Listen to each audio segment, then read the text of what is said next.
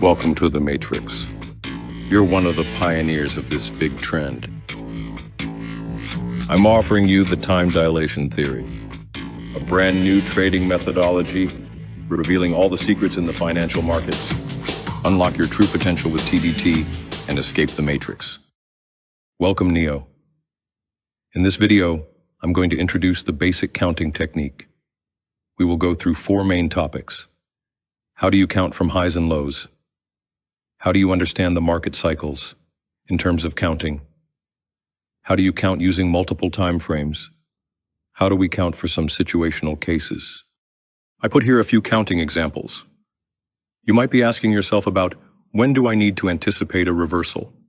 When do I need to anticipate an expansion, consolidation, or a retracement? I'm just showing you a few examples here. Without comprehensively teaching it, let's discuss about first example. Price expanded in 4 candles and retraced by 3 candles, and the next expansion started at 8th candle, where 7th candle created the short-term low.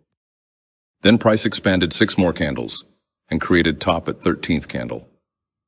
Time had been contracted in between 13 and 17 first. Then the next expansion started and took us to 21st candle to end the cycle. This is the most basic form of how expansions and retracements occur in the time axis. Let's look at the second example, Neo.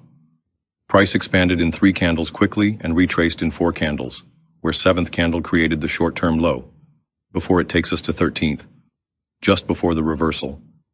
And then 21st candle started the expansion, which will take us until 31st candle to end up the cycle. In the third example, we observe a classic price run as 3, 5, and 7, where it created the short-term high until 13th candle. Reversal occurs and it expands up to 21st candle to end up the cycle. I'm representing the concept right here, in order for you to understand the basics, Neo. Everything will be clarified as you study the lessons through the 3rd week of the boot camp. These examples here is to demonstrate possible turning points in time as reversal, expansion, and retracement. In this video, our focal point is reversals, expansions, and retracements, Neo, not consolidations. Framing price swings will be much easier once you understand the basic counting used for these cycles, except consolidations. Bearish closed candles must be ignored for bullish countings, and bullish closed candles must be ignored for bearish countings. There are some special cases where we don't stick to this rule as exceptions, but please stick to this rule before I teach you more. Study and backtest based on this strict counting rule. This will lead you to understand price swings much better before we dive deep into theory. In this strict counting rule, we basically pick the lowest low or the highest high as a starting reference point to start counting. But if the lowest low is created by bearish closed candle for bullish countings, we ignore that. And if the highest high is created by bullish closed candle, we ignore that. Remember, doji candles with almost no body are still countable for both bullish and bearish countings. In the first chart, we start counting using the bullish closed candle that created the lowest low, and in the second example, we start counting by using the doji candle that didn't create the highest high, because the highest high is created by a bullish closed candle here, and it's quite clear that this doji candle should be the starting point. In the first chart, we pick the bearish closed candle just after the bullish closed candle that create the highest high, and this takes us to 7 and 9 as short-term turning points. In the second chart, we pick the other high to align 2 different countings together for more precision. And in the third chart, we pick the bullish closed candle that didn't even create the lowest low. This example might be confusing to some of you, yet we still apply the strict counting rule here by picking the bullish closed candle, and it doesn't even matter if it created the lowest low or not here.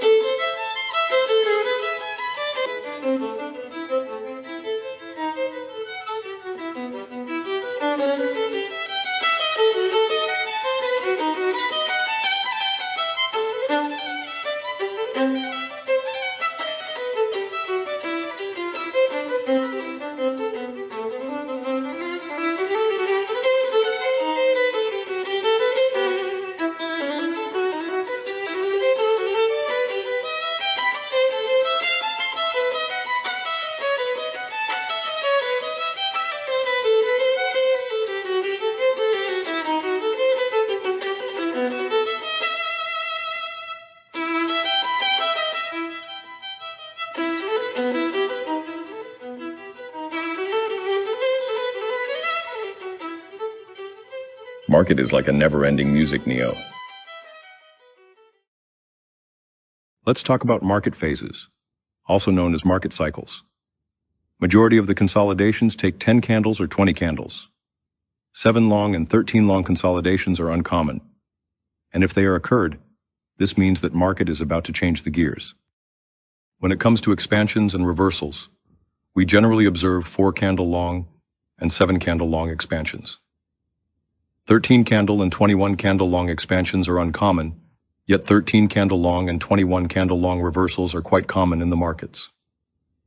When it comes to retracements, we generally observe 3 candle long and 4 candle long retracements in the markets. These are all about the ratios of the universe and its numerology by the God.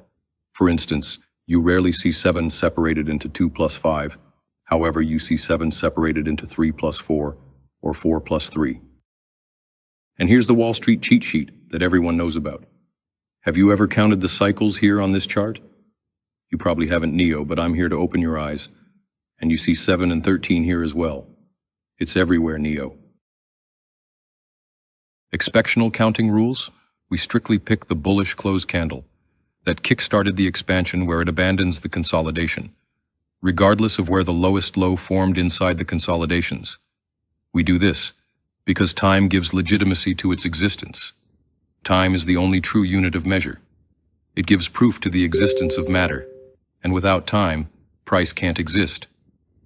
Thus, counting consolidations to anticipate the next expansion, retracement or reversal is meaningless compared to counting expansions and reversals. That's why we pick the candle that kickstarts the expansion and lefts the price from the consolidation, where time is valued exact 0. I also want you to understand that what you see inside consolidations is not the price of that asset you're looking for. It's just nothing. Yes, nothing, Neo. This understanding will change your perspective and your mind. Let's look at another example, where there's a long consolidation, where there are many irrelevant short-term highs and lows, and pay attention to where I marked up as one on the chart, Neo. We have black numbered and red numbered countings here. I marked up the highest high before the drop in price, and for the other counting we pick the candle, where the expansion that left us from the consolidation is started.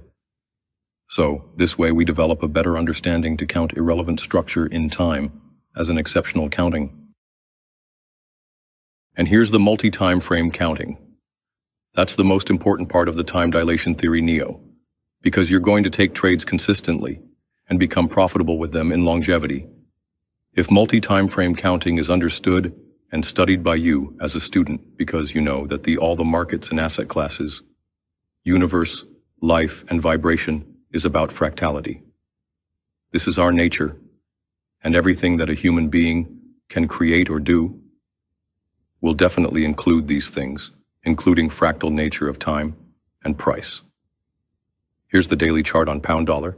We count from the low to high, 1, 2, 3, 4, 5, and 6, and 7, where we get the turning point in time. And on the 1-hour chart, let's focus on the 7th day.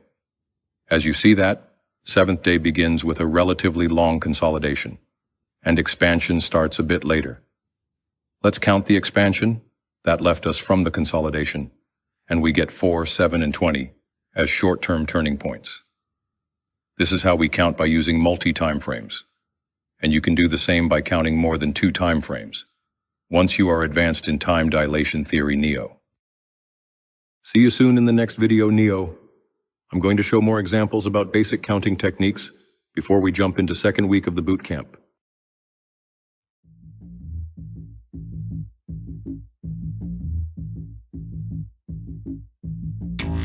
Welcome to the Matrix. You're one of the pioneers of this big trend.